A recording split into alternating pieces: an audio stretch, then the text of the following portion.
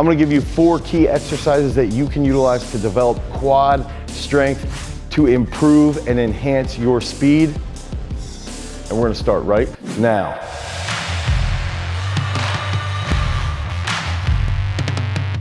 What's up everybody, it's Dave Miller from GarageStrength.com, and if this is your first time to the channel and you're interested in becoming a better athlete, you wanna get a quad pump, you wanna be a little bit faster, make sure that you like, you subscribe, and you ring that notification bell so we can help you become a beast. For the longest time, sprint coaches, speed coaches all thought that developing big, strong quads could lead to diminishment in your speed. Everything was about training the hamstrings. Everything was about improving the strength of your hamstrings and the speed of your hamstrings, and that's really, really important.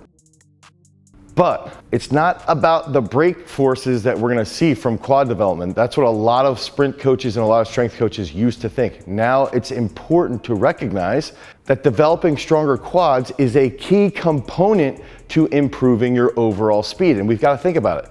Where does the quad come into play when we're talking about overall speed?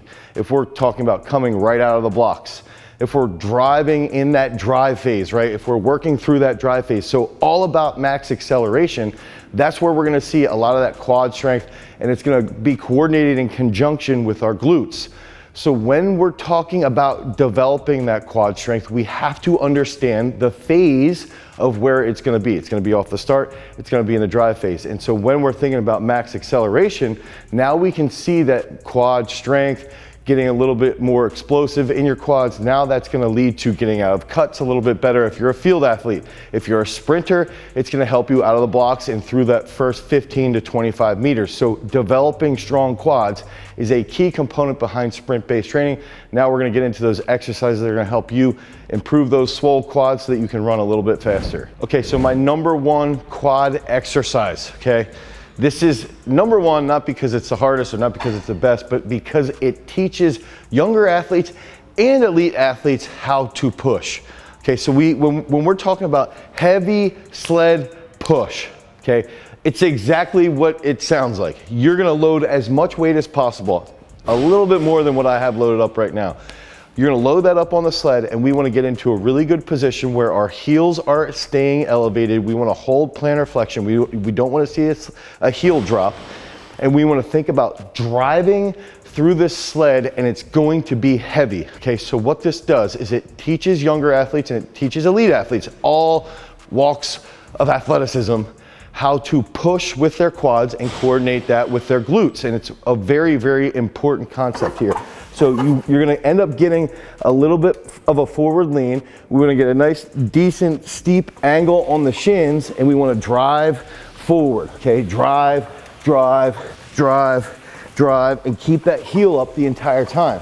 Now, what I like to think about is when we're doing that heavy sled push, if your heel starts to drop a ton, that's where it gets a little bit too heavy. We wanna think about holding that Achilles nice and stable in that ankle so that we have more recruitment from the glutes and more recruitment from the quads. This is an exercise that if I'm doing Olympic lifts, if we have our athletes do Olympic lifts, okay, maybe we do some snatches, power cleans, whatever. Then we do some single leg squats, some unilateral work. This is gonna be like the second or third strength exercise. I would say probably the second strength exercise. So we're gonna go, you know, an Olympic lift or an Olympic lift variation right into the heavy sled pushes. It's gonna blow up your quads. It's gonna teach that athlete how to have that stiff ankle. That's gonna lead to good quad development, and it's gonna lead to good speed. Okay, so that's second exercise for quad development. And quad development specific to speed. Keep that in mind. We're not doing a quad bodybuilding workout. We're doing a quad development for speed. Okay, so what we want to do is we want to get into a position with our front foot with our heel elevated. So we want that heel elevated here. Okay, we want that back foot elevated slightly, about 7 inches. And what I want to see is, I want to see that knees to get over the toes, okay? Knees over toes, just like knees over toes guy. Go check out our reaction on our channel. We'll put the card right here so you can check that out afterwards. Make sure you've got good mobility in your hips. Make sure you have good mobility in your ankles, okay? So we're gonna have dumbbells right here. Let's grab those dumbbells. And the key to this transferring over to speed-based training is that we want to have that back foot with a plantar flex position, and we can lengthen this a little bit more if we want, or we can go a little bit more narrow, but we want to see that knee travel forward, and there might be a pad or a towel or whatever for that back knee to touch, okay, for that full range of motion. Come back up. And if your hips are a little bit tighter, you can keep that back foot a little closer while you're holding plantar flexion. Back up. If your hips are a little more mobile, you can move that foot back a little bit more. Now, the other reason, and I just demonstrated why, oh, this is nice. The other reason why I love using that position is it's gonna target the quads a ton. And when we're talking about sprint-based work, when we're talking about speed work, if you focus on unilateral strength, that's gonna force more dynamic trunk control, and it's gonna help you transfer that strength really, really well to the drive phase. The next exercise that I love to utilize to develop quad strength for speed-based work is a front squat with your heels elevated. Now, a lot of coaches shy away from the front squat because of mobility issues. They don't like the front squat because some people have really poor trunk control, so then they lead and they start to hurt their back. But it's a little bit easier on the knees, and on top of that, it's really good at teaching that dynamic trunk control, and it's really good at improving full range of motion. And it's a very, very pivotal movement behind speed-based work. And so I like to utilize those heels elevated to increase that range of motion. Now, here's what I'm gonna recommend. Typically, I would recommend utilizing that front squat or that clean catch position like an Olympic weightlifter. My pathetic life has come to the point where I have lost a decent amount of mobility in my elbow from tearing my bicep, throwing a shot, partially tearing my bicep, throwing a shot. I'm gonna use the bodybuilder front squat position. You can also do this with a zombie squat. That's a little bit tougher. Okay, so zombie squat, we'd be here, bodybuilder style. I'm gonna move my mic slightly. It's gonna be cross-armed here, okay? So we're gonna take those steps back, put those heels right on the plates, okay? That's gonna increase our range of motion. We're gonna get those knees to track forward, past our toes, okay? We wanna stay nice and upright. So we're going here, nice and deep, up fast. And we wanna try and grab with our toes when we get down into the hole. Boom, up fast, okay? Give me two more. Nice and controlled, upright, up fast, one more. Okay, so what we're gonna learn from that is we're going to learn how to push from our quads. We're gonna be squeezing in our abs and our gut and in our mid back.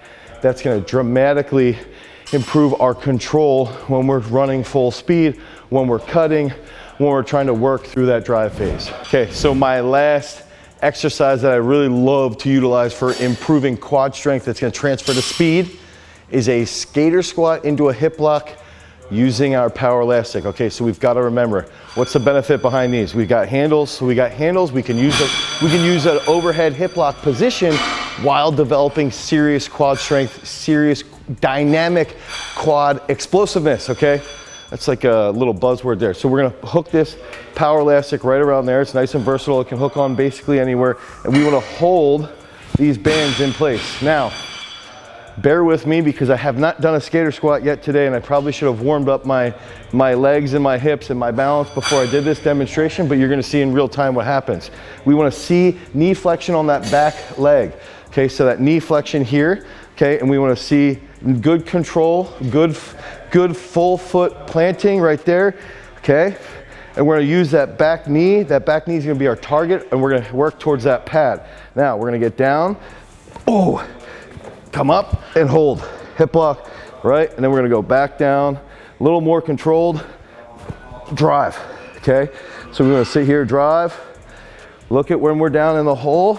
We got that good mobile ankle, that knee's traveling forward past our toes. This is gonna be very, very similar to coming out of a start position, similar to where we're gonna be in the drive phase when we're focusing on acceleration. Okay, so this is a really good exercise to transfer over to athletics. Come up, boom. Okay, and we wanna hold that 2 to 3 seconds, feel that all throughout that hip. Let's do one more here, come down, terrible. I wanted to try and react. Come down, boom. Okay, so skater squats. Back foot has to stay up, back knee flexed. we're really isolating that front leg. We want to target that whole quad to improve max acceleration. So when you're doing quad-based work, when we're doing quad strength work, try to find the weakness in your phases of running. Is it in the start? Is it in the acceleration phase?